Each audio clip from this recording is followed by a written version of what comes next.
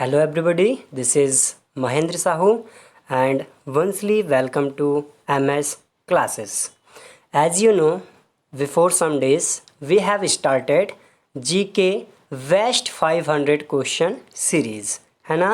And first part of that series we have completed and today we are going to start, as you can see on your screen, part second of this 500 question West GK question series, है ना। जैसा कि आपको पता है कि हम लोगों ने जनरल स्टडीज़ के क्वेश्चन की सीरीज़ स्टार्ट करी है जिसमें हम लोग वेस्ट 500 जनरल स्टडीज़ के क्वेश्चन की सीरीज़ ली है और आपको ये भी पता है कि 500 question as a objective question हम यहाँ पे डिस्कस करने वाले हैं। बट एक क्वेश्चन के अंदर हम अराउंड 8 to 10 क्वेश्चन डिस्कस कर रहे हैं जो कि उस क्वेश्चन से रिलेटेड होता है ना। सारे एमसीक्यूज़ के साथ डील करते हैं। जो भी इम्पोर्टेंट क्वेश्चन हमारे उस रिलेटेड टॉपिक से, उस रिलेटेड क्वेश्चन से बन सकते हैं, वो सारे क्वेश्चन हम यहाँ पे डिस्कस कर रहे हैं। और इसी सीरीज़ में आज हमारा ये पार्ट सेकंड है जिसमें हम प्रीवियस पार्ट की तरह बहुत ही इम्पॉर्टेंट क्वेश्चन जो आपके अपकमिंग एग्ज़ाम में आपके लिए बहुत ज़्यादा यूज़फुल और इम्पॉर्टेंट होने वाले हैं उन्हें हम डिस्कस करते हैं। Okay, so let's start and what is the first question for today's. Okay, let's see here. First question for today is, सबसे पहले मैं यही कहूँगा आप लोगों को भी कि इन क्वेश्चन को आप लोग अपने लेवल पे पहले सॉल्व करें। ये नहीं कि डायरेक्ट क्वेश्चन देखा, आंसर देखने चले गए आगे बढ़ा के, नो। सबसे पहले आप ट्राई कीजिए कि आप आंसर दे सकें, उसके बाद फिर जो करेक्ट आंसर होता है वो देख सकते हैं आप लोग। ओके, ठीक है। So let's start. What is the first question for today? It is Which of the following is the original serial of Delhi dynasty. मतलब हमें यहाँ पे ये बताना है कि जो दिल्ली डायनेस्टी थी, है ना, उसका कौन सा क्रम सही है। दिल्ली डायनेस्टी क्या थी, कौन से क्रम सही थे, ये बहुत ही इंपॉर्टेंट क्वेश्चन होते हैं मिडाइवल इंडिया से जो कि अक्सर एमसीक्यूज़ के फॉर्म में एग्ज़ाम में पूछे जाते हैं, है ना। सो क्वेश्चन है दिल्ली डायनेस्टी का कौन सा क्रम सही है। इसमें आपको 4 ऑप्शन दिए हुए हैं, आप पहले अपने लेवल पर ट्राई कीजिए, उसके बाद हम डिस्कस करते हैं।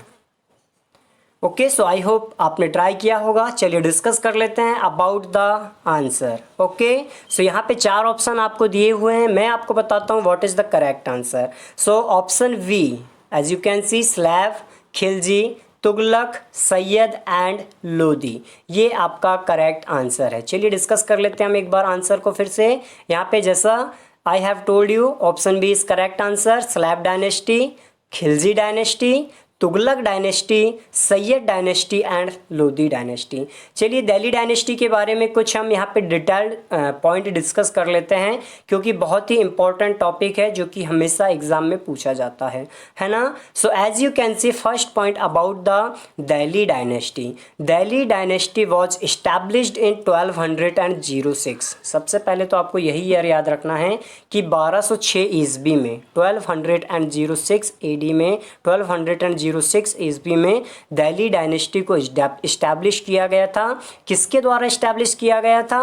सो ये पॉइंट भी आपको पता होना चाहिए, कब इस्टेब्लिश किया गया था, this is the first point. And किसके द्वारा इसे इस्टेब्लिश किया गया था, ये पॉइंट भी आपको याद होना चाहिए या पता होना चाहिए। सो कुतुबुद्दीन ऐबक के द्वारा इसे इस्टेब्लिश किया गया था, है ना। पहला पॉइंट 1206 में, सेकेंड पॉइंट वायदा कुतुबुद्दीन ऐबक। अब बोलिए कुतुबुद्दीन ऐबक कौन था भैया, कैसे ये हमारे देश में आ गया और इसने दिल्ली डायनेस्टी को इस्टेब्लिश कर लिया। सो शायद आप लोगों को पता हो, नहीं हो तो मैं आपको अभी बता देता हूँ कि हमारे देश में जो विदेशी आक्रमण होते थे उसमें महमूद गजनबी के आक्रमण हुए थे हमारे देश में, इसी तरह मोहम्मद गौरी के आक्रमण हुए थे। तो जो मोहम्मद गौरी था जिसने हमारे देश में अटैक किया था, इसके साथ जो पृथ्वीराज चौहान थे उनके भी कुछ बैटल्स फाउट हुए थे, like first battle of Tarain, second battle of Tarain 1191, 1192। So 1192 second battle of Tarain, 1192 में तराइन का सेकेंड बैटल हुआ था। आपको ये पॉइंट याद होना चाहिए, इससे भी डायरेक्ट कोई क्वेश्चन बनता है। 1192 ईस्वी में क्या हुआ था, सेकेंड बैटल ऑफ तराइन हुआ था, तराइन का सेकेंड युद्ध लड़ा गया था। अब ये युद्ध किन किन के बीच में हुआ था, तो जैसा कि मैंने आपको बताया second battle of Tarain was fought between Mohammad Ghori and Prithviraj Chauhan, है ना। पृथ्वीराज चौहान थे एक तरफ और दूसरी तरफ कौन थे, हमारे मोहम्मद गौरी साहब थे, ठीक है ना। तो इनके बीच में ये जो सेकंड बैटल था, पहला भी और दूसरा भी, ये फाइट हुआ था 1192 ईस्वी में। इस बैटल में क्या होता है, पृथ्वीराज चौहान जो होते हैं वो डिफीटेड हो जाते हैं, पराजित हो जाते हैं मोहम्मद गौरी से। और मोहम्मद गौरी का हमारे देश में क्या होता है, north part of India specially वहाँ पे रूल इस्टेब्लिश हो जाता है। बट मोहम्मद गौरी रिटर्न अपनी जो कंट्री है वहाँ पे चला जाता है, ठीक है ना। उसके बाद जो उसका कमांडर था, ठीक है, कुतुबुद्दीन ऐबक, वो क्या करते हैं 1206 ईस्वी में दिल्ली डायनेस्टी को इस्टेब्लिश करते हैं। आई होप आपको पहला पॉइंट समझ में आ गया होगा कि 1206 ईस्वी में कुतुबुद्दीन ऐबक के द्वारा दिल्ली डायनेस्टी को इस्टेब्लिश किया गया था। चलिए डिस्कस करते हैं नेक्स्ट पॉइंट के बारे में कि इसके बाद दिल्ली डायनेस्टी को 5 भागों में बांटा गया। इसका क्या मतलब है, जो कि आंसर वाला पॉइंट है हमारा। सो यहाँ पे क्लियर है कि दिल्ली डायनेस्टी जो थी, है ना, दिल्ली डायनेस्टी पे एक के बाद एक 5 अलग अलग रूलर्स ने, या आप बोल सकते हैं 5 अलग अलग डायनेस्टी ने रूल किया था। सबसे पहली जो डायनेस्टी थी दिल्ली डायनेस्टी के अंदर में, या जिसे हम बोल सकते हैं पहली डायनेस्टी, जो कि थी स्लैब डायनेस्टी या गुलाम वंश बोला जाता है हिंदी में, है ना। स्लैब डायनेस्टी के बाद क्या हुआ था, जैसे कुतुबुद्दीन ऐबक उसका इंपॉर्टेंट रूलर था, जो कि फाउंडर भी था, इल्तुतमिश था, है ना। उसके बाद खिलजी डायनेस्टी थी, जलालुद्दीन खिलजी, अलाउद्दीन खिलजी, पद्मावत मूवी में शायद आपने देखा होगा, तो वही बिलोंग करता था खिलजी डायनेस्टी से। Third dynasty was Tughlaq dynasty, Firoz Shah Tughlaq, Mohammad bin Tughlaq, ये इंपॉर्टेंट रूलर हुआ करते थे तुगलक डायनेस्टी के। Then Sayyid dynasty and then last dynasty was Lodi dynasty, है ना। लास्ट में कौन सी आती थी, लोधी आते थे, जिसमें शायद आपने सुना होगा Ibrahim Lodhi was the last ruler of Delhi dynasty, है ना। इब्राहिम लोधी जो कि लोधी डायनेस्टी से आता था, 5th नंबर पे जो थी, उसका लास्ट रूलर था दिल्ली डायनेस्टी का। तो बोले उसके बाद क्या हुआ। आपको पता होगा या नहीं भी होगा तो अभी पता हो जाएगा कि बाबर ने हमारे देश पे अटैक किया था, जो कि अकबर के कौन थे, ग्रैंड पेरेंट थे, दादाजी हुआ करते थे, दादाजी थे, ठीक है ना। 1526 ईस्वी में 1526 ईस्वी में पानीपत का पहला battle, first battle of Panipat fight हुआ था। किस किस के बीच में, पानीपत का पहला बैटल, अभी हमने तराइन के पहले बैटल और सेकंड बैटल के बारे में डिस्कस किया था, इसी तरह यहाँ पे पानीपत का फर्स्ट बैटल है, दैट वाज फाउट 1526 में लड़ा गया था। किस किस के बीच में ये बैटल फाइट हुआ था। एक साइड थे हमारे बाबर, मुगल एम्पायर के जो फाउंडर थे बाबर, और दूसरी साइड थे लोधी डायनेस्टी के रूलर, कौन, इब्राहिम लोधी, यहाँ पे आप देख सकते हैं, है ना। फर्स्ट बैटल ऑफ पानीपत 1526 में हुआ था, बाबर और इब्राहिम लोधी के बीच हुआ था, जिसमें बाबर ने इब्राहिम लोधी को डिफीट किया था, पराजित किया था। और इसके बाद उन्होंने इंडिया में क्या किया था, जो उनका मुगल किंगडम था, है ना, बाद में जो मुगल एम्पायर बन जाता है अकबर के समय आते तक, है ना, मुगल किंगडम है, उसकी फाउंडेशन रखी थी, उसकी नींव रखी थी।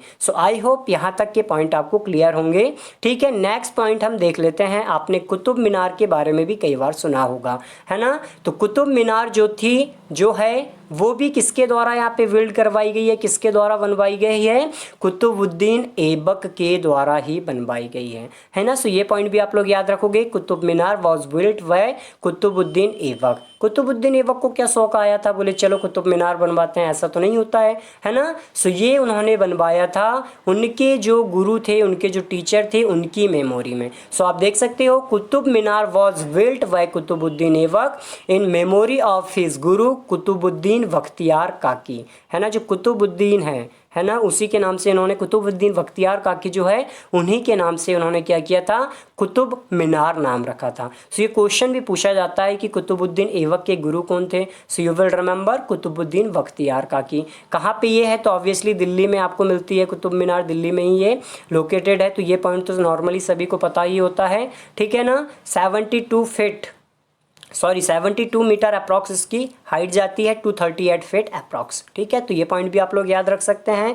एक पॉइंट आप यहाँ पे और पूछा जाता है कई बार, नॉट ओनली जो स्टेट के एग्ज़ाम होते हैं सिर्फ उनमें, बल्कि बड़े बड़े एग्जाम्स में भी, सिविल सर्विसेज एग्जाम्स में भी ये क्वेश्चन पूछा गया है कि जो 5 डायनेस्टीज़ थी या 5 अलग अलग रूलर जिन्होंने रूल किया था, अलग अलग डायनेस्टी के रूलर जिन्होंने under the Delhi dynasty rule किया था, उसमें सबसे ज़्यादा समय तक किसने रूल किया था या सबसे कम समय तक किसने रूल किया था। मैक्सिमम टाइम किस डायनेस्टी का रूल था या लॉन्गेस्ट पीरियड में किसका रूल था और मिनिमम टाइम किसका था। सो यू विल रिमेंबर तुगलक, है ना, जो तुगलक डायनेस्टी थी 3rd नंबर पे जो आई थी। तुगलक डायनेस्टी ने जो है लॉन्गेस्ट टाइम में सबसे ज़्यादा समय तक क्या किया था, रूल किया था अंडर द दिल्ली डायनेस्टी, है ना। और इसी तरह जो सैयद डायनेस्टी थी जो 4th नंबर पे जो आती थी, सैयद डायनेस्टी, है ना, उसने सबसे कम समय तक रूल किया था, अप्रॉक्स 50 ईयर्स के आसपास ही उसने क्या किया था, 1414 टू 1451 अप्रॉक्स इन्होंने रूल किया था, अप्रॉक्स 40 ईयर के आसपास, है ना। सो ये क्वेश्चन भी यहाँ से बनता है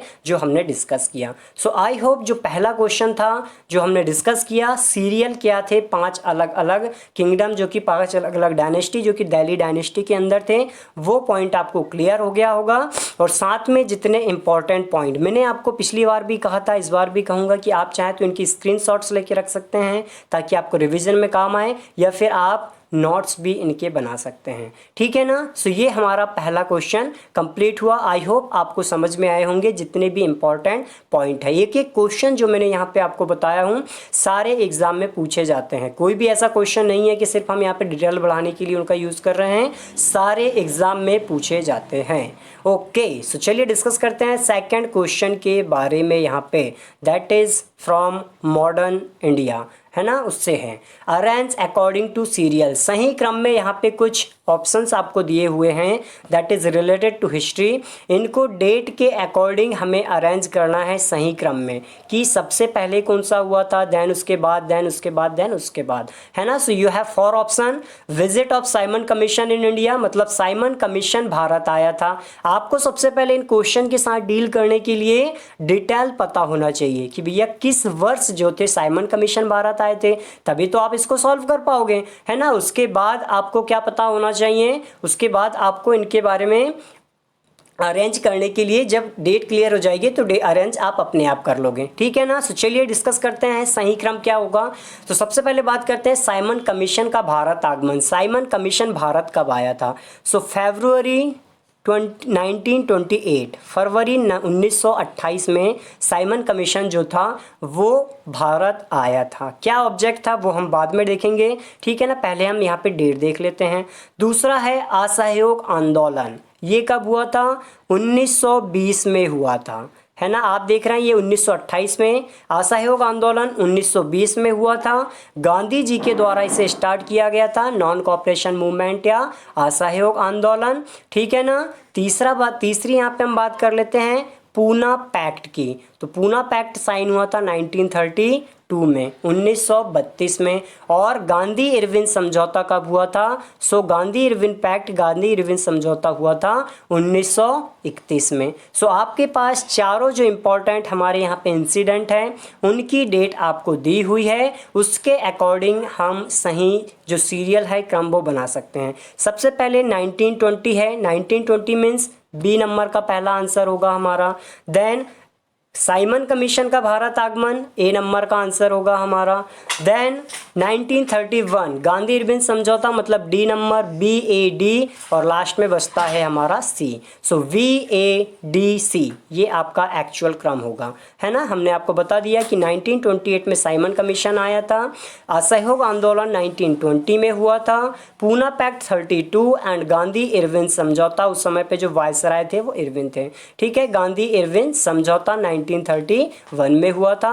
और आंसर हमारा क्या हो गया यहाँ पे, जैसा कि हमने अभी आपको बताया, VADC ये हमारा करेक्ट आंसर होगा। आप यहाँ पे देख सकते हैं करेक्ट आंसर के बारे में, ठीक है ना। सो ये पॉइंट आपको याद रखने हैं। आजकल के एग्जाम में एक वर्ड वाले MCQs क्वेश्चन ना पूछे जाके इसी टाइप के क्वेश्चन पूछे जाते हैं, क्योंकि ऐसे क्वेश्चन यदि आपने डीपली पढ़ा हुआ है तो ही आप डील कर सकते हैं। 4 में से यदि कोई एक MCQ भी आपका गलत है, उसके बारे में आपको नहीं पता है तो वहाँ पे फिर क्या है, मिस्टेक होने के चांस आपके बढ़ जाते हैं। Okay, so VADC is the original क्रम of this incident. Okay, I hope ये पॉइंट आपको क्लियर हो गया होगा। चलिए डिस्कस करते हैं नेक्स्ट क्वेश्चन के बारे में हम यहाँ पे। Next question is to geography. अभी तक हमने जो 2 क्वेश्चन डिस्कस किए थे वो हमारे हिस्ट्री से थे। नेक्स्ट क्वेश्चन आता है जियोग्राफी से। ठीक है, यहाँ पे फिर से डिटेल्ड क्वेश्चन है यहाँ पे, तो इसके बारे में भी हम यहाँ पे डिस्कस करने वाले हैं डिटेल में। ठीक है, so next question is which of the following is not the tributary of river Indus, है ना। इंडस नदी या सिंधु नदी जिसको हम बोलते हैं, उसकी सहायक नदी कौन सी नहीं है ये बताना है आपको। मतलब सिर्फ एक नदी ऐसी है जो यहाँ पे ट्रिब्यूटरी नहीं है, बाकी जो 3 रिवर हैं वो ट्रिब्यूटरी हैं इंडस नदी या जो हमारी सिंधु नदी है उसके बारे में। तो आपको ऑप्शन दिए हुए हैं, चलिए सबसे पहले डील कीजिए आप जरा, देखते हैं कितने आंसर आपके करेक्ट होते हैं। So first option is Jhelum, second option is Ravi, third option is Manas and fourth option is Sutlej. ये 4 ऑप्शन आपके पास दिए हुए हैं। So what is the correct answer of this question? So correct answer of this question is Manas नदी।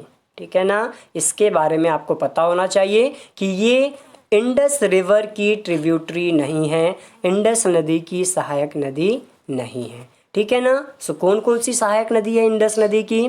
ठीक है, यहाँ पे झेलम जो है सहायक नदी है, रावी जो है सहायक नदी है, सतलज जो है सहायक नदी है। ठीक है, मानस का नाम बोले हमने तो सुना ही नहीं है, जब नाम नहीं सुना इंडस रिवर के साथ तो हम डिस्कस नहीं कर सकते। ठीक है, तो चलिए मैं आपको डिटेल बता देता हूँ यहाँ पे about the tributary of river Indus. सबसे पहले हम बात करते हैं इंडस नदी के बारे में। ठीक है, सो इंडस नदी का जो ओरिजिन है, ये ओरिजिन होता है आपका तिब्बत वाले क्षेत्र से। यदि हम इंडिया के नॉर्थ पार्ट की बात करें, है ना, नॉर्दर्न इंडिया या north western part of India की बात करें, ठीक है, जैसे मान लो ये हमारा एक क्या हुआ, रफ मैप हुआ हमारी कंट्री का। ठीक है, सो ये तो हमारा सदर्न पार्ट हो गया। ये नॉर्दर्न पार्ट ऑफ इंडिया जैसे जम्मू एंड कश्मीर, हिमाचल प्रदेश वाला एरिया हो गया। तो उसके ईस्ट डायरेक्शन में हम जाएंगे तो हमारी नेबरिंग कंट्री आती है चाइना। ठीक है ना, और चाइना के ही अंडर में हमारा जो एरिया है आज का तिब्बत, वो भी आता है। ठीक है ना, तिब्बत वाला क्षेत्र। सो ये जो तिब्बत वाला क्षेत्र है या इंडिया का जो नॉर्थ ईस्टर्न पार्ट है, नॉर्थ ईस्टर्न पार्ट इंडिया का, यहाँ से ओरिजिन होता है हमारी इंडस रिवर का।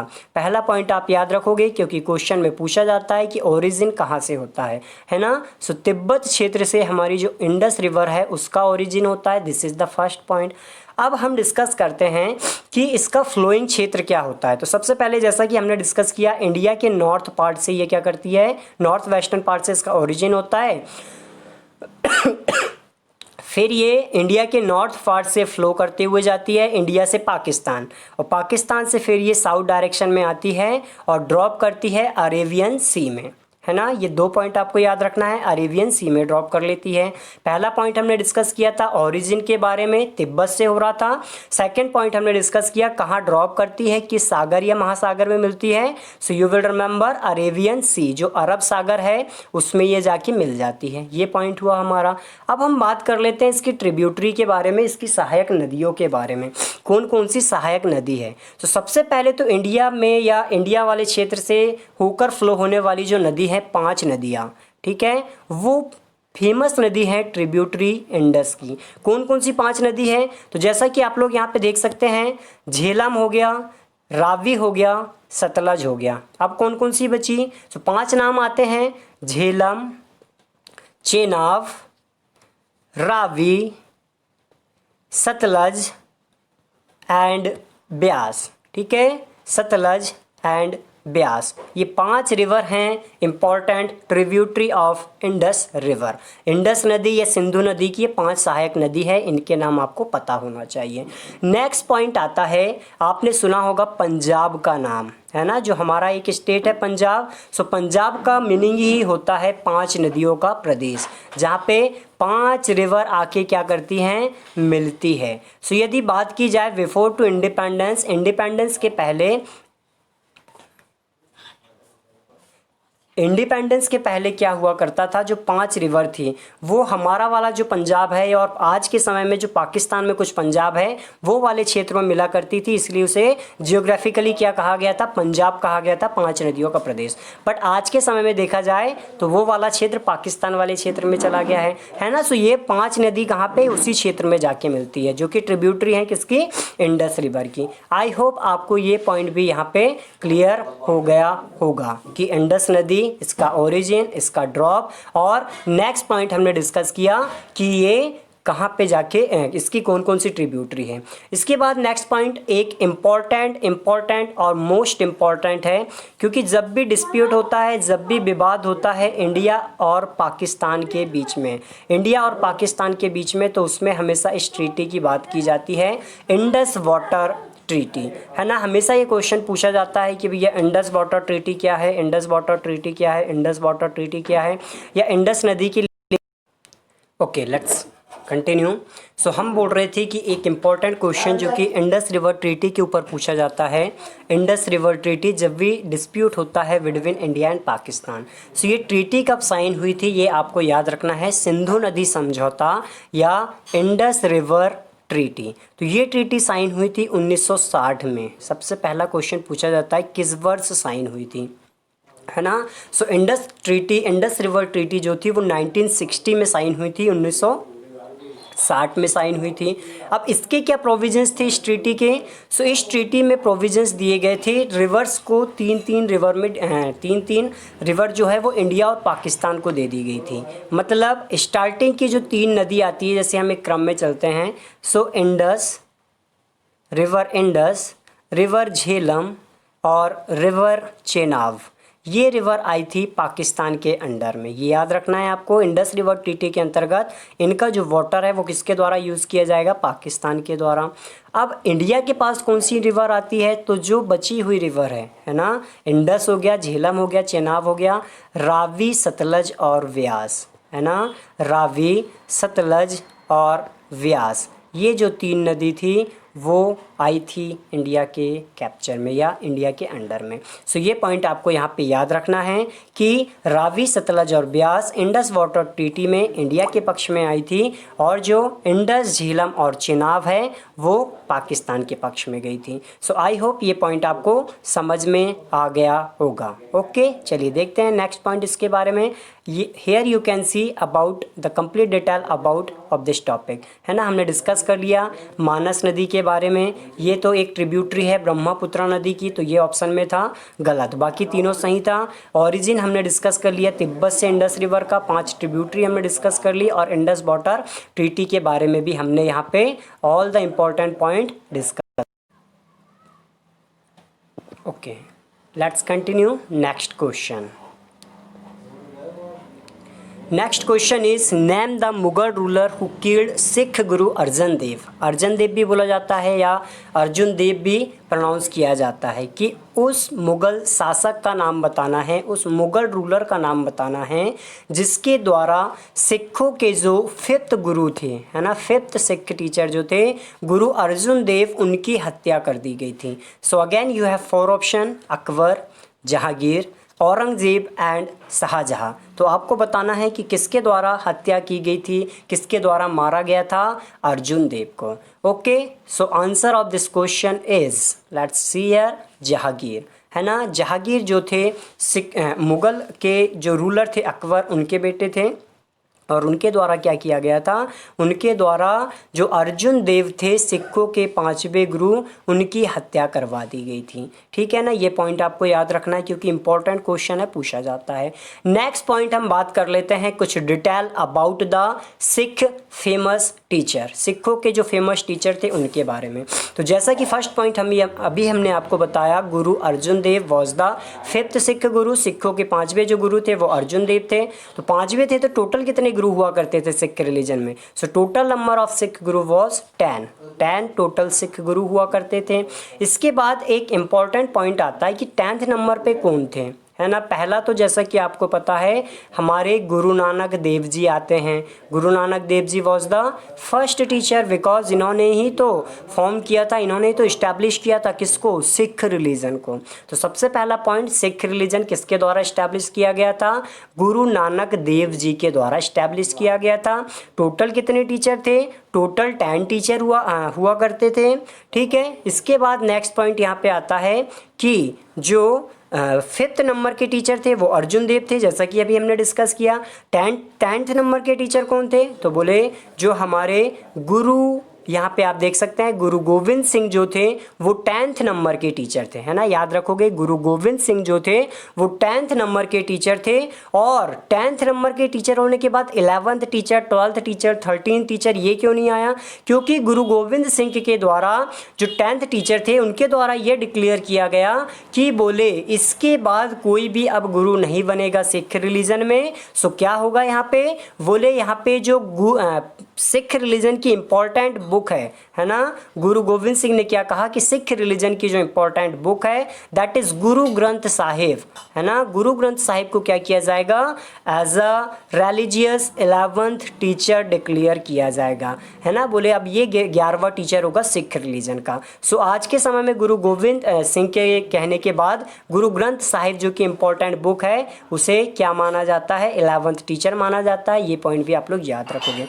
जिस तरह से 5th गुरु को मारा गया था जहांगीर के द्वारा, उसी तरह से जो 9th गुरु थे या जो गुरु गोविंद सिंह के फादर थे गुरु तेग बहादुर जी, है ना। तो गुरु तेग बहादुर जी को भी मरवाया गया था, किल्ड किया गया था औरंगजेब के द्वारा, है ना, जो कि लास्ट पावरफुल मुगल रूलर था औरंगजेब, उसके द्वारा किसकी हत्या करवाई गई थी, गुरु तेग बहादुर की। तो ये पॉइंट भी आप लोग यहाँ पे याद रखोगे, है ना। जहांगीर के द्वारा अर्जुन देव और तेग बहादुर जी को औरंगजेब के द्वारा, ये दोनों पॉइंट आपको याद रखना है। नेक्स्ट इंपॉर्टेंट क्वेश्चन जो पूछा जाता है Sikh religion say that is about the Khalsa, है ना। सबसे पहले तो ये समझना होगा कि खालसा क्या था, किसके द्वारा इसे इस्टेब्लिश किया गया था। सो खालसा जो था it was established bye Guru Govind Singh in 1699। You can see here 1699 ईस्वी में फ्रेंड्स खालसा को इस्टेब्लिश किया गया था, किसके द्वारा, गुरु गोविंद सिंह के द्वारा। क्यों इस्टेब्लिश किया गया था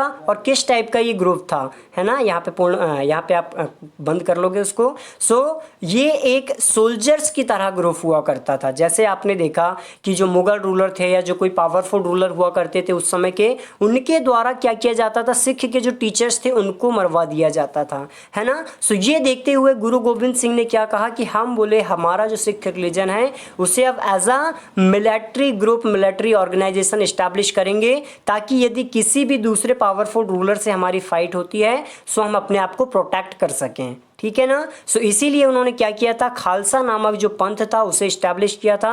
और किस वर्ष किया था, 1699 में, जो कि कैसा ग्रुप हुआ करता था, एक तरह का सोल्जर्स की तरह ग्रुप हुआ करता था, मिलिट्री की तरह ग्रुप हुआ करता था, जिसमें उन्होंने क्या कहा था कि बोले हम आज से सोल्जर के जैसे रहेंगे। और सोल्जर के जैसे रहने में उन्होंने क्या किया था, 5 बातों पर डिस्कस किया था। बोले 5 इंपॉर्टेंट सिम्बॉल्स हमारे दिखेंगे एज अ खालसा। क्या क्या, बोले केश, कृपाण, कड़ा, कंगा या कंगी जिसको हम बोलते हैं, और कच्छा। ये 5 चीज़ें बोले हम हमेशा वेयर करेंगे, है ना। केश उनके बड़े बड़े होते हैं, कृपाण तलवार होती है, कड़ा होता है, कच्छा होता है, कंगी होती है। ये 5 सिंबल उनके दिए गए थे गुरु गोविंद सिंह के द्वारा। और आज भी इसे फॉलो किया जाता है। कहीं जब आप टूर पे जाओ या कहीं पे भी आप देख सकते हो, रेलवे स्टेशन, प्लेटफॉर्म या फिर जो हमारे एयरपोर्ट वगैरह होते हैं वहाँ पे, तो ये हमें सिख मिलते हैं तो उनके पास ये सारी चीज़ें होती हैं। सो आप समझ सकते हो बोले खालसा से बिलोंग करते हैं। ठीक है ना। सो ये सारे इंपॉर्टेंट पॉइंट आपको सिख रिलीजन के बारे में पता होना चाहिए। गुरु नानक जी फाउंडर, 10th गुरु गुरु गोविंद सिंह, 5th गुरु अर्जुन देव, 9th गुरु ये तेग बहादुर जी जो थे वो 9th गुरु थे, है ना। ये पॉइंट भी आपको पता होना चाहिए। 9th गुरु खालसा इस्टेब्लिश गुरु गोविंद सिंह के द्वारा, किस वर्ष 1699। क्या था, मिलिट्री सोल्जर्स की तरह एक ग्रुप हुआ करता था। रिलीजियस बुक का नाम क्या था, गुरु ग्रंथ साहिब, जिसे 11th टीचर माना गया, है ना। तो ये सारे पॉइंट आपको सिख रिलीजन के बारे में पता होने चाहिए। आई होप आपको अच्छे से समझ में आया होगा। Let's move to the next point. Next is where is the headquarter of WTO आपको बताना है। WTO या वर्ल्ड ट्रेड ऑर्गेनाइजेशन, विश्व व्यापार संगठन जिसको बोला जाता है, वर्ल्ड ट्रेड ऑर्गेनाइजेशन या विश्व व्यापार संगठन की हेडक्वार्टर कहाँ पे है, किस कंट्री में या किस सिटी में इसकी हेडक्वार्टर है ना। So again you have 4 option, New York, Switzerland, Geneva and Rome, है ना। आपको किसी एक ऑप्शन को सिलेक्ट करना है और आपको आंसर बताना है कि where is the headquarter of WTO। Okay, so you have again 30 second, let's discuss and try to solve this question. Okay, so चलिए डिस्कस करते हैं आंसर। जैसा कि आप यहाँ पे देख सकते हैं, answer of this question is Geneva, है ना। जेनेवा स्विट्जरलैंड जो कंट्री है, जेनेवा में क्या है, हेडक्वार्टर है किसका, हमारा WTO विश्व व्यापार संगठन का। सबसे पहला पॉइंट, WTO का फुल फॉर्म क्या है, क्वेश्चन में पूछा जाता है, what is the full form of WTO। और ऐसे ऑप्शन आपको मिलते हैं कि आप कंफ्यूज हो जाते हैं एक एक वर्ड में, है ना। सो वर्ल्ड ट्रेड ऑर्गेनाइजेशन या विश्व व्यापार संगठन, हिंदी नाम क्या मिलेगा इसका, विश्व व्यापार संगठन। ये पॉइंट आपको याद रखना है। व्हेन वाज इट एस्टैब्लिश्ड, ये एस्टैब्लिश कब हुआ था, ये एस्टैब्लिश हुआ था जनवरी 1995 में। उराग्वे राउंड चाहो तो आप याद रख सकते हो कि एक राउंड हुआ था उराग्वे राउंड, उराग्वे कंट्री में हुआ था, इसीलिए उराग्वे राउंड कहा जाता है। बट इंपॉर्टेंट है ईयर, तो जनवरी 1995 में इसे इस्टेब्लिश किया गया था, है ना। जनवरी 1995 maybe it was establish in 1 January 1995। तो दो चीज़ें हमने देख ली, full form is World trade Organization and established in 1995। Present समय में कितने मेंबर हैं, है ना। सो मेंबर की बात की जाए तो 164 मेंबर इसके प्रेजेंट समय में है ना। ये पॉइंट भी आपको याद रखना है, 164 मेंबर इसके प्रेजेंट समय में हैं, जिसमें सबसे लास्ट जो मेंबर है दैट इज़ अफगानिस्तान। 2016 जुलाई 2016 में ये क्या बना था, WTO का मेंबर बना था। ये पॉइंट आपको याद रखना है कि total number of member 164, Afghanistan last member है, जुलाई 2016 में इसका मेंबर बना है। तो एक पॉइंट आता है कि WTO का काम क्या है, क्यों इसे एस्टैब्लिश किया गया, जैसा कि नाम में दिख रहा है विश्व व्यापार संगठन, वर्ल्ड ट्रेड ऑर्गेनाइजेशन। सो इसका काम क्या है, द वर्ल्ड ट्रेड ऑर्गेनाइजेशन या WTO is the only global international organisation dealing with the rules of trade between the nations, है ना। ये पॉइंट आपको याद रखना है कि WTO विश्व व्यापार संगठन अंतर्राष्ट्रीय लेवल पे एक ऐसा संगठन है जो अलग अलग देशों के साथ जो व्यापार होता है, इंटरनेशनल जो ट्रेड, इंटरनेशनल जो व्यापार होता है, उसके रूल्स एंड रेगुलेशंस को क्या करता है, मैनेज करता है, उनके साथ डील करता है। मतलब अंतर्राष्ट्रीय व्यापार पे नज़र रखने वाली बॉडी कौन सी है, WTO, ये याद रखना है। सो सर बोले यहाँ पे तो आपने बताया 1995 में इसे इस्टेब्लिश किया गया था, क्या इसके पहले व्यापार नहीं होता था, क्या इसके पहले कोई कंट्रोल नहीं करता था, ऑब्वियसली व्यापार होता था, कंट्रोल भी किया जाता था। सो उसके पहले जो दूसरी बॉडी चलती थी, WTO से पहले जो बॉडी चलती थी दैट इज़ गेट, है ना। गेट हुआ करती थी, गेट वॉज इस्टेब्लिश्ड इन 1948, 1948 में गेट को इस्टेब्लिश किया गया था। And what was the full form of GATT, general agreement on trade and tariff, ये फुल फॉर्म पूछा जाता है, general agreement on trade and tariff GATT था। WTO के पहले ये विश्व व्यापार को नियंत्रित करता था, 1948 में से इस्टेब्लिश किया गया था, है ना। ये पॉइंट आपको याद रखना है। एक क्वेश्चन और पूछा जाता है कि प्रेजेंट टाइम में इसके चेयरमैन कौन है, इंपॉर्टेंट है, बट अभी प्रेजेंट टाइम में इसके चेयरमैन कोई नहीं है। लंबे समय से मे बी रॉबर्ट अज़ाविडो इसके चेयरमैन थे, बट अगस्त में ये पोस्ट खाली हो चुकी है, तो अभी कोई एज अ चेयरमैन नहीं है जब हम ये वीडियो रिकॉर्ड कर रहे हैं इस समय पे। और इसके जो 4 दूसरे मेंबर्स हैं या जो इनकी इस WTO बॉडी के अंदर के जो दूसरे मेंबर हैं वो ही अभी इसे रेगुलेट कर रहे हैं, जब तक कि कोई नए चेयरमैन इसके नहीं आ जाते हैं, है ना। सो प्रेजेंट में अभी कोई चेयरमैन इसके इसके अभी कोई वर्तमान में चेयरमैन नहीं है। आई होप आपको WTO के बारे में सारे पॉइंट क्लियर हो गए होंगे कि WTO world trade organisation full form 1995 में establish, 164 member country, Afghanistan last country. इसके पहले जो बॉडी काम करती थी गेट हुआ करती थी, general agreement on trade and tariff 1948 में एस्टैब्लिश हुआ था, और इसकी हमने यहाँ पे फंक्शन भी मेंशन किया है। सो ये सारे पॉइंट आपको WTO के बारे में आई होप क्लियर होंगे। ओके, आई होप आपको वीडियो पसंद आ रहा होगा। डिटेल्ड वीडियो बहुत इंपॉर्टेंट है आज के समय में।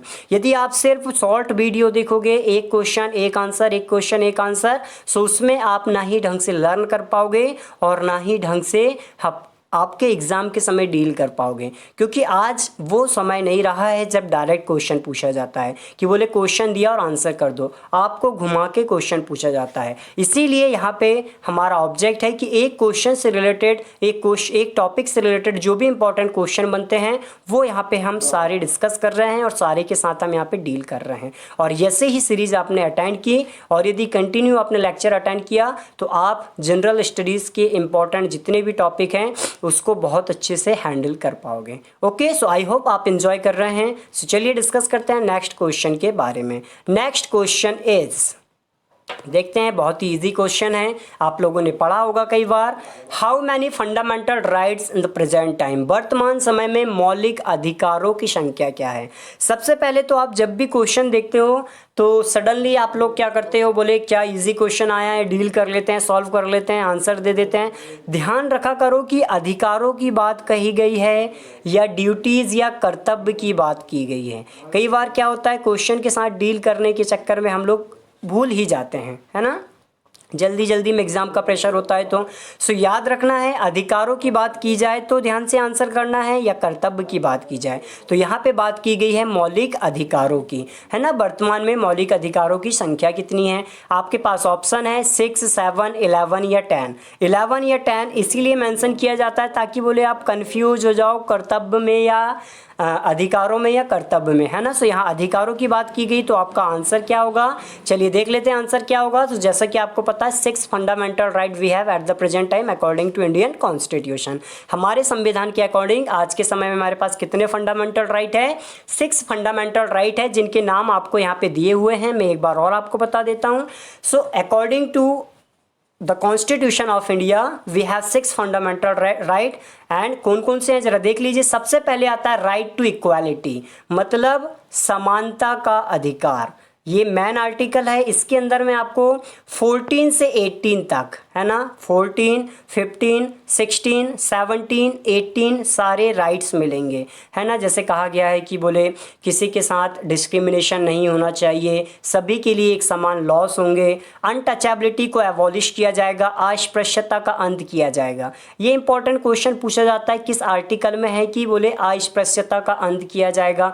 तो आर्टिकल 17 में ये मेंशन है, आप लोग याद रखोगे, अनटचेबिलिटी को एबॉलिश करना, अस्पृश्यता का अंत करना, है ना, बोले छुआछूत नहीं मानी जाएगी। आर्टिकल 17 में ये पॉइंट दिया हुआ है, याद रखोगे, ठीक है ना। तो 18 तक ऐसे ये चलता है। इसके बाद आता है second is right to freedom, स्वतंत्रता का अधिकार, आर्टिकल 19 से 22 तक ये चलता है।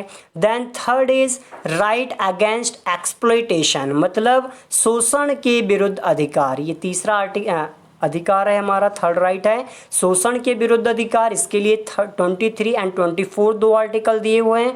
Fourth is right to freedom of religion, धार्मिक स्वतंत्रता का अधिकार, लोगों को अपने अपने धर्म को मानने की स्वतंत्रता है, धर्म के अनुसार अपने अपने जो उनके रिलीजियस प्लेस होते हैं, धार्मिक स्थान होते हैं, उन्हें रेगुलेट करने की स्वतंत्रता है। तो ये सारी डिटेल कहाँ से मिलेगी हमें, 25 to 28, 25, 26, 27, 28।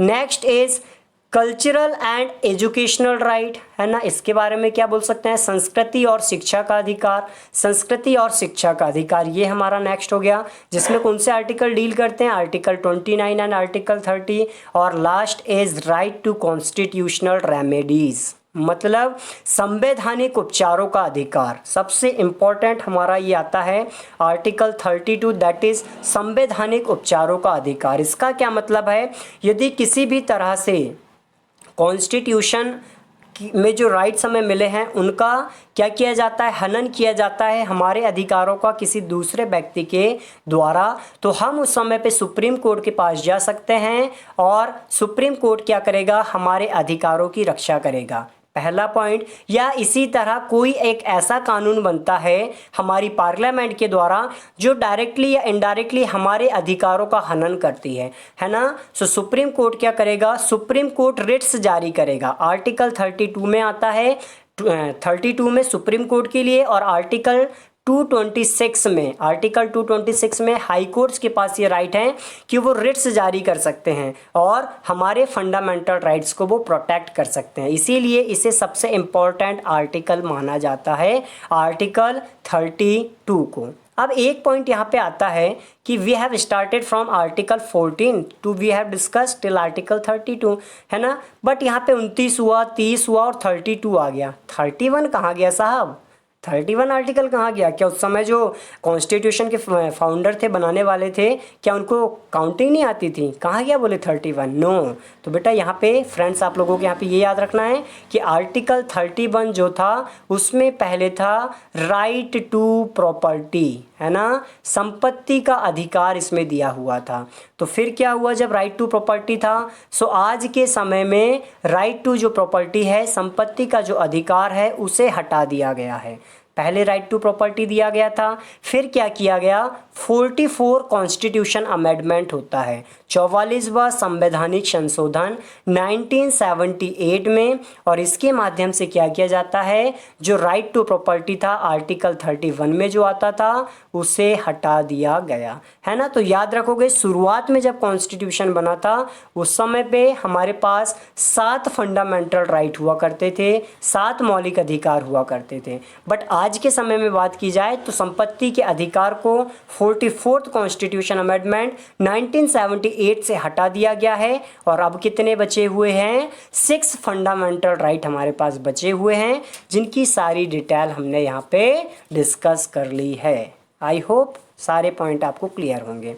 Next question is what is the maximum number of seat in Rajya Sabha? Rajya Sabha क्या है बोले? चलो राज्यसभा समझ लेते हैं, उसके बाद हम समझते हैं किसके बारे में? सीटों के बारे में। आई होप आप सभी ने पार्लियामेंट के बारे में सुना होगा या संसद जिसको हम बोलते हैं उसके बारे में सुना होगा। यदि नहीं भी सुना है तो अभी हम डील कर लेते हैं। हमारे देश में सबसे बड़ी कानून बनाने वाली जो बॉडी है ना, मतलब कोई इंस्टीट्यूट, कोई संस्था जो हमारे देश के लिए कानून बनाती है, उसमें देश के लेवल पे मतलब इंडिया के लेवल पे, सेंट्रल लेवल पे पार्लियामेंट सबसे बड़ी संस्था है। याद रखोगे पहला पॉइंट, हमारे देश में कानून बनाने वाली सबसे बड़ी बॉडी है पार्लियामेंट। सो नॉर्मली क्या किया जाता है? पार्लियामेंट को 3 पार्ट में हम डिवाइड कर लेते हैं। कौन कौन से 3 part? First is Lok Sabha, second is Rajya Sabha and third is president या राष्ट्रपति। क्योंकि जो भी कानून बनाए जाते हैं हमारी पार्लियामेंट के द्वारा, वो जब तक कि प्रेसिडेंट के फाइनल सिग्नेचर नहीं होते तब तक वो कानून नहीं बनता, है ना। बिल होता है पहले, फिर सिग्नेचर होंगे, फिर वो एक्ट बनेगा। इसलिए प्रेसिडेंट को भी पार्ट माना जाता है। अब हम बात कर लेते हैं, जैसा कि मैंने आपको बताया कि पहला हाउस, एक हाउस होता है लोकसभा और दूसरा हाउस होता है राज्यसभा। तो क्वेश्चन हमारा यही है कि जो राज्यसभा होता है, मतलब पार्लियामेंट का एक हाउस होता है, पार्लियामेंट में 2 हाउस है, लोकसभा एंड राज्यसभा। सो जो राज्यसभा होती है उसमें मैक्सिमम कितनी सीट हैं या ज़्यादा से ज़्यादा सदस्यों की संख्या कितनी हो सकती है ना। सो ये क्वेश्चन है। So you have 4 option, 552, 230, 250 and 545। Okay, so what is the correct answer of this question? So इसका जो करेक्ट आंसर होगा फ्रेंड्स वो होगा हमारा ऑप्शन नंबर 3, 255 मैक्सिमम नंबर हो सकते हैं सदस्यों के राज्यसभा में। ये पॉइंट आपको याद रखना है कि राज्यसभा में मैक्सिमम कितने सदस्य हो सकते हैं। सो ये होंगे 250। तो क्या आज भी वर्तमान सभा में एट द प्रेजेंट टाइम हमारे पास 250 मेंबर है? नो। यदि वर्तमान में बात की जाए तो हमारे पास टोटल सदस्यों का नंबर है 245, 245। 250 टोटल हो सकते हैं बट वर्तमान में कितने हैं? 245 हैं। ठीक है ना। सो ये पॉइंट आपको आई होप समझ में आ गया होगा।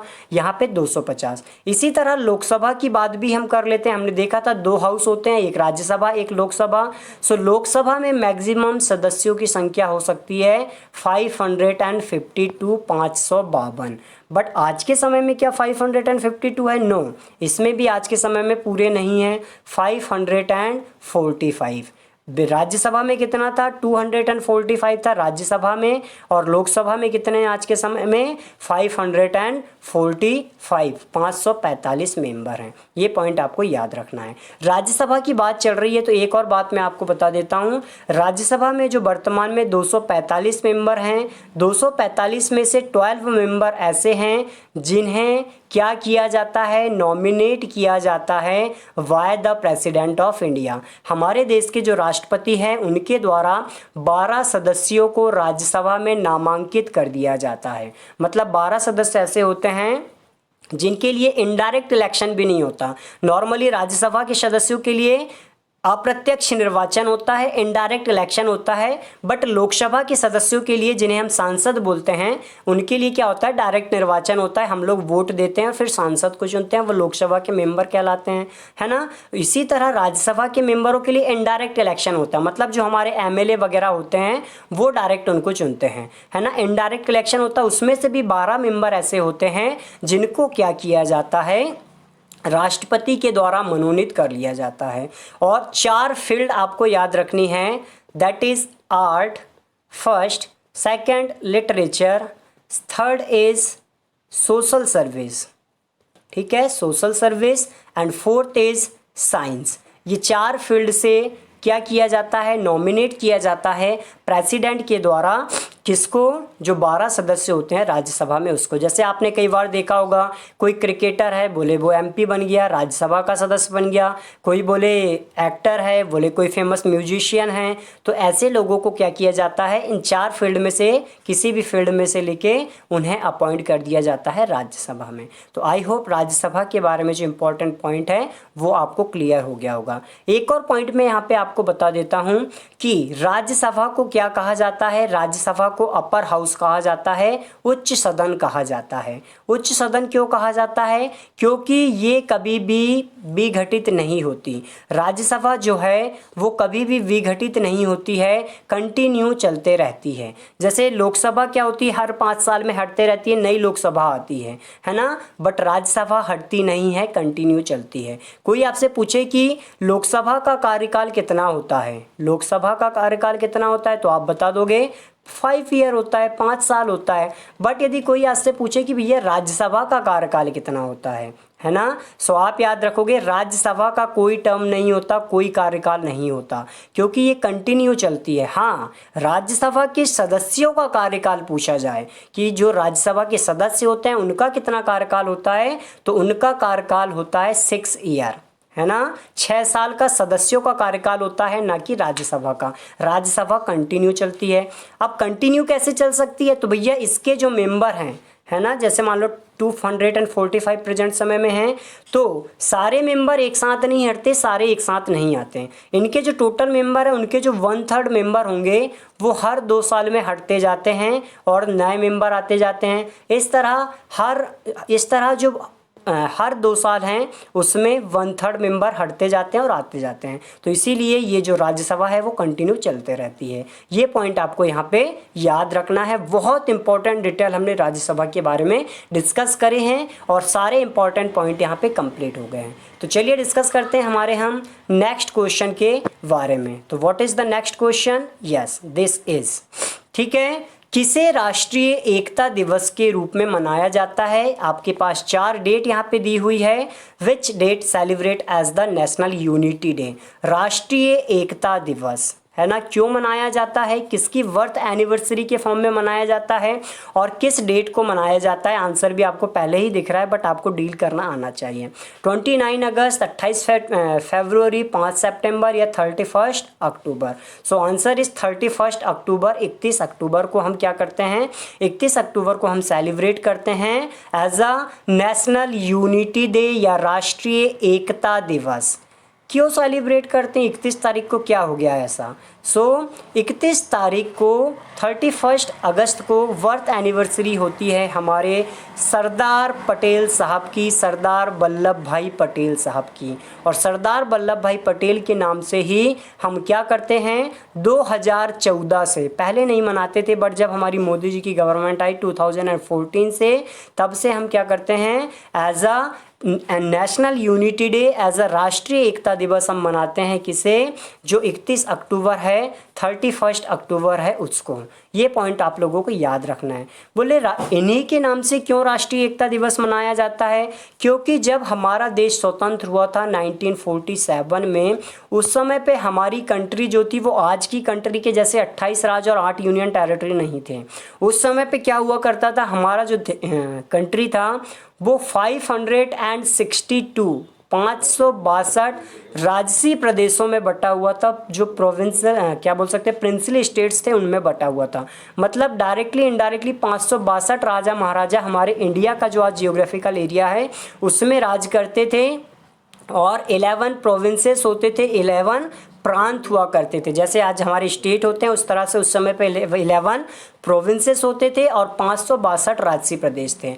और जब इंडिया और पाकिस्तान अलग हुए थे उस समय पे ये कहा गया था कि जो कह सकते हैं राजसी प्रदेश पाकिस्तान में शामिल होना चाहते हैं हो सकते हैं, जो इंडिया में होना चाहते हैं हो सकते हैं, या कोई अपने आप को फ्री रखना चाहता है, इंडिपेंडेंस रखना चाहता है तो वो भी रख सकते हैं। ठीक है ना। सो उस समय पे जो सरदार वल्लभ भाई पटेल थे वो हमारे देश के होम मिनिस्टर हुआ करते थे, गृह मंत्री हुआ करते थे, साथ में जो क्या बोल सकते हैं उप प्रधानमंत्री भी हुआ करते थे। So as a home minister इन्होंने क्या किया था, बहुत ही ज़्यादा उन्होंने इस समय पे स्ट्रगल किया था। और जितने भी राजसी प्रदेश हुआ करते थे पाकिस्तान में जो चले गए थे उनके अलावा, है ना, कुछ जो वेस्टर्न एरिया था वो तो पाकिस्तान में चला गया था, बाकी जितने हमारे प्रिंसली स्टेट्स थे, जितने प्रोविंसेस थे, सबको इन्होंने क्या किया था, यूनिट किया था, या इन्होंने उन सबको कलेक्ट किया था अंडर द इंडिया, है ना। सो इसीलिए एकता दिवस मनाया जाता है सरदार वल्लभ भाई पटेल के नाम से।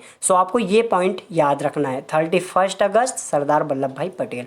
एक्स्ट्रा पॉइंट भी है हमारे पास कुछ, यहाँ पे देख लेते हैं हम लोग। पहला पॉइंट हमने डिस्कस किया, क्या, birth date of Sardar Vallabh भाई पटेल। सरदार वल्लभ भाई पटेल की जो बर्थ डेट है, इसीलिए हम इसे 31 अक्टूबर को as a unity day celebrate करते हैं। इंट्रोड्यूस किया गया था 2014 में, मतलब 2014 से मनाना इसे स्टार्ट किया गया था। सरदार वल्लभ भाई पटेल के ऊपर जैसे हम यूनिटी डे मनाते हैं उसी तरह से स्टैच्यू ऑफ यूनिटी भी बनाई गई है। एकता की मूर्ति, एकता की प्रतिमा या स्टैच्यू ऑफ यूनिटी बोला जाता है, जो कि गुजरात में है ना। गुजरात में आप लोग याद रखेंगे स्टैच्यू ऑफ यूनिटी है, 182 मीटर इसकी हाइट है, हाइट भी याद रखोगे। और ये tallest statue of the world है, ये पॉइंट भी आपको याद रखना है। दुनिया की जो बड़ी बड़ी स्टैच्यू है उसमें सबसे ऊंची यदि प्रतिमा की बात की जाए, वर्ल्ड लेवल की बात कर रहा हूँ मैं, not I am telling about our country India, तो उसमें जो स्टैच्यू ऑफ यूनिटी है या यूनिटी की जो प्रतिमा है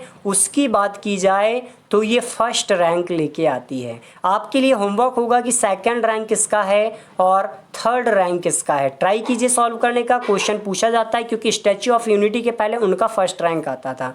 सो पता कीजिए सेकंड रैंक पे कौन सी कंट्री की यूनिट जो स्टैच्यू है वो आती है, कौन सी स्टैच्यू है, इसी तरह थर्ड पे कौन सी स्टैच्यू है, किस कंट्री में ये आती है ना। सो आई होप आपको सरदार वल्लभ भाई पटेल स्टैच्यू ऑफ यूनिटी के बारे में इंपॉर्टेंट डिटेल यहाँ से सारी कवर हो गई होगी। ठीक है। सो आज के वीडियो में हम इतने ही डिटेल रखेंगे। आई होप आपको आज का हमारा ये वीडियो लेक्चर पसंद आया होगा, आपने इसे एंजॉय किया होगा। और जो हमने 8 to 10 क्वेश्चन आज in the form of MCQ discuss किए हैं, हर एक क्वेश्चन में हमने जैसे कि आपको पता है 7 to 8 और किसी में तो 10 के आसपास भी सब क्वेश्चन डिस्कस किए हैं। लगभग 40 से 50 इंपॉर्टेंट टॉपिक हम क्वेश्चन यहाँ पे हमने कवर किया है। और यदि आप इन सबको नोट्स के फॉर्म में रखते हैं सो बिलीव कीजिए विद इन 1 or 2 मंथ जब आप कलेक्टिवली देखेंगे तो आपके पास बहुत सारा मटेरियल होगा, सारे पॉइंट की आपके पास डिटेल होगी और आप किसी भी एग्ज़ाम के पहले अपने आप को GS में कॉन्फिडेंट फील करेंगे। सो कृपया कंटिन्यू इस सीरीज़ को देखते रहें और यदि वीडियो पसंद आया हो तो प्लीज़ इसे ज़्यादा से ज़्यादा शेयर करें, हमारे चैनल को सब्सक्राइब करें और लाइक भी करें ताकि टाइम पे आपको सारे वीडियो मिलते रहें। यदि कोई भी डाउट है, कोई भी क्वेरी है तो आप हमें कमेंट्स कर सकते हैं, उससे रिलेटेड हम और भी सुधार इस वीडियो में लगते हैं तो हम डिस्कस करेंगे। या आपको लगता है कि वीडियो किसी सेपरेट टॉपिक पे भी हमें बनाने चाहिए, है ना, जैसे मॉडर्न इंडिया पे या एंशियंट या मिडाइवल इंडिया पे या मुगल्स पे या दिल्ली डायनेस्टी पे या इंडिया आफ्टर इंडिपेंडेंस पे या पॉलिटी पे या फिर हम जियोग्राफी पे भी देखते हैं बड़े बड़े टॉपिक। सो आप हमें कमेंट बॉक्स में ये भी बता सकते हैं। Okay, so it is sufficient for today.